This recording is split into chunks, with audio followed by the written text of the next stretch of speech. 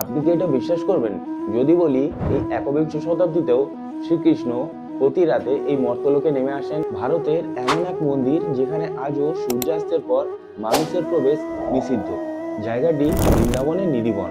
এখানে স্থানীয় লোকেরা বিশ্বাস করে সূর্য ডুবলে বাঘা তুলসীর গাছগুলি গোপীতে পরিণত হয়ে যায়, আর তখনই এখানে প্রবেশ হয় রাধা কৃষ্ণের, শুরু হয় পবিত্র রাসলীলা। কিন্তু এর প্রমাণ কি?